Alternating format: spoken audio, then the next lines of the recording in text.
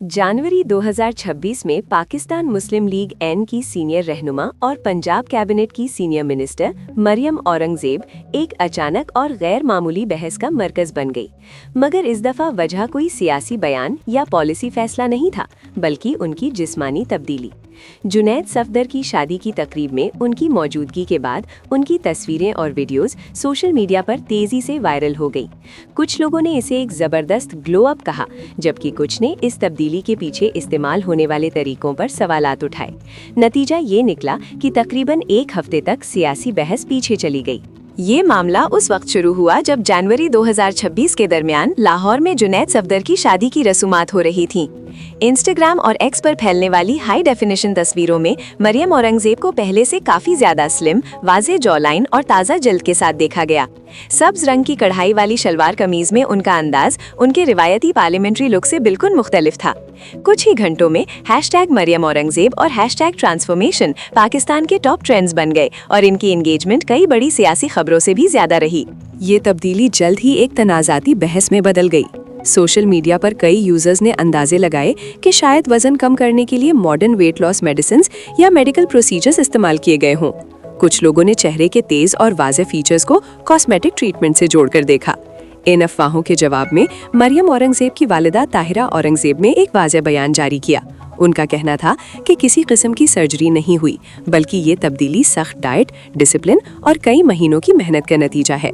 Medical experts का कहना है कि कुदरती तरीकों से वजन कम होना मुमकिन है, लेकिन दरमियानी उम्र में इस किस्म की तेज तब्दीली कभी कभी स्किन केयर या डर्मेटोलॉजिकल मदद के साथ भी होती है, लेकिन इस हवाले से कोई फाइनल तस्दीक मौजूद नहीं। अवाम राय मुनकसिम रही।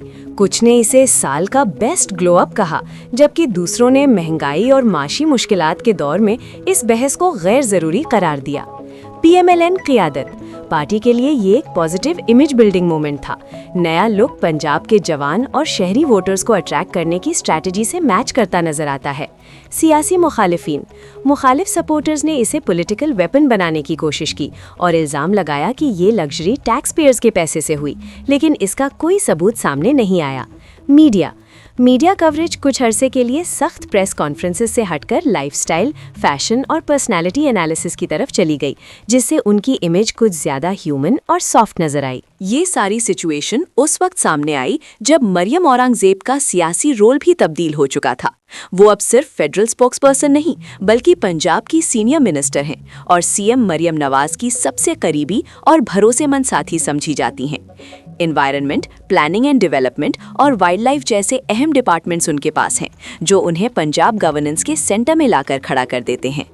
उनका नया अंदाज वाज़ेह तौर पर शरीफ फैमिली की उस सियासत से मैच करता है, जहां प्रेजेंटेशन, ऑप्टिक्स और पब्लिक इमेज को खास अहमियत दी जाती है।